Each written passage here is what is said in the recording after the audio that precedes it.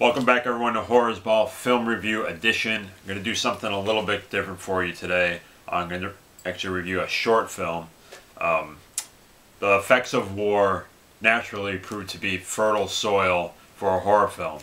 We've had classics in the past like Combat Shock, Bob Clark's Death Dream, more recently Fred Vogel's Sala Turcica, and last year's fantastic Spanish film The Squad. This film, ArME, directed by Keith Voigt Jr., which is a brand new film, centers around the character Daniel, who is a very young veteran soldier returning from a stint in Iraq, and he's coming back trying to basically reacclimate himself to civilian life, to a normal life. It centers around his character, and we're right away, as he is returned, he has a rather apathetic sexual encounter with a lovely lady. He then has some, encounters with friends or various friends, and they, of course, all have opinions on the war, which is interesting to see. Of course, a lot of stuff that you would expect people to say to people who have been overseas, fighting over there. And basically, I mean, it's pretty cut and dry. You pretty much realize early on, where this film is going, and that's fine. And it shows basically his dissension into, we'll just say, into emotional issues that lead to certain things, as you can imagine. And that's what this whole short centers around. It's about 15 minutes long. I think the thing is, anytime you're watching an independent film, particularly a short film, it doesn't take long to see, literally within, for me anyway, the first 30, 40 seconds to a minute, the talent that you're dealing with, the talent involved. This is not just a low budget film, this is a minuscule budget film. And I think right off the bat I saw the talent that Keith had as a filmmaker. This film is shot very well. It looks good, especially for the budget that was involved with this. Of course, anytime you're dealing with something very low budget, you're going to have varying degrees of acting abilities, of course.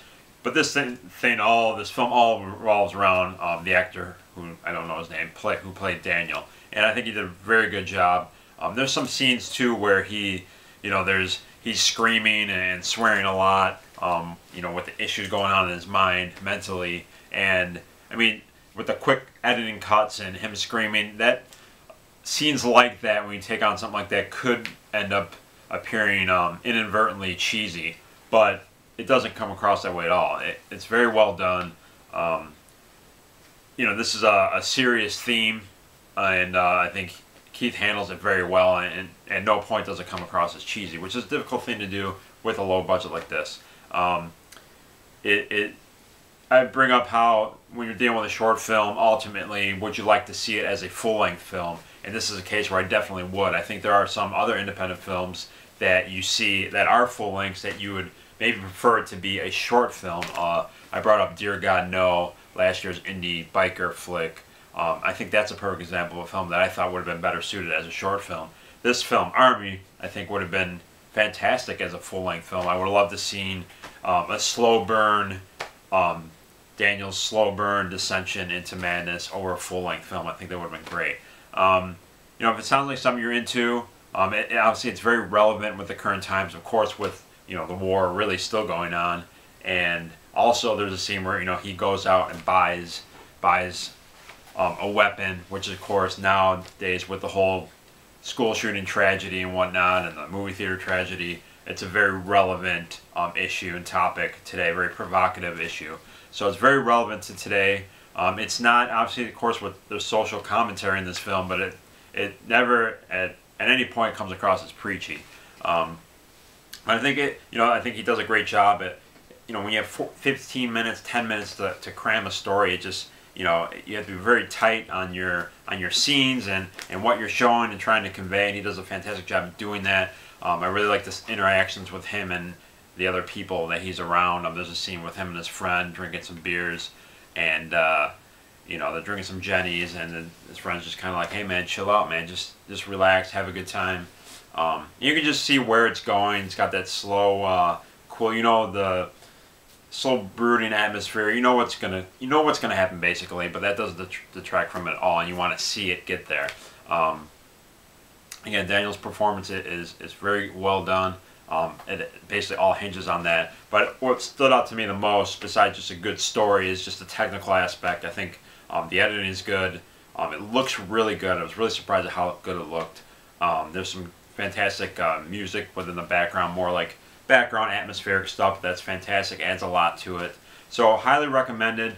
You know, there's certain directors. I mean, I told you guys before, I have a notebook where I put all horror movies that I want to purchase in the future. In the back of this notebook, I seriously have a list of directors. When I see their films or short films, full-length films, whatever, I don't want to forget them, and I want to write their name down so that down the road, if I hear anything else from them that comes out, you know, I have it written down so I can kind of keep track of their careers. And I've done that with Keith Voigt.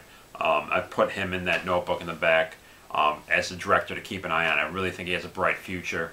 And, you know, if this interests you, I highly recommend checking out the trailer. I'll put the link below. It's not available yet to purchase or anything. He is going to make it available, I believe, sometime this year. Hopefully there'll be like a hard copy version of it available. I know he's working on some other projects. So definitely got to keep your eye on in the future. Check out the trailer. Give it some love. Like it. Check it out on YouTube. Again, I'll leave the link. And just definitely a guy to keep a name to keep your eye on in the genre. Very well done short film. Enjoyed it very much. You know, I've said it many times before. I'll say it once. I'll say it again. The genre does not need Hollywood, and as long as we have filmmakers like this, the future is bright for the genre that we love. And it's another example of this. So check it out. Put the link below. Give it some love. There's one thing, I don't want to get preachy or anything, but one final thought. With the scene with him and his buddy, they're drinking some Jenny's. Nothing against Jenny, but when you have, if any of you come into a situation, I don't, but know someone who is overseas and have, you know, dedicated themselves and sacrificed themselves to, you know, defending us and serving our country. When they come back, nothing against Jenny, but let's give them some really top-notch beer. You know, they've been drinking sand-flavored water for an extended period of time. When they come back, give them some Founders or even some Yeti to show your appreciation. They deserve, our veterans deserve some damn fine beer. Nothing against Jenny, but just a point I wanted to make. As always, thank you so much for watching. I am the Headbanger for Horror Happy Hour and Horror's Ball. We'll see you next time. I'm out.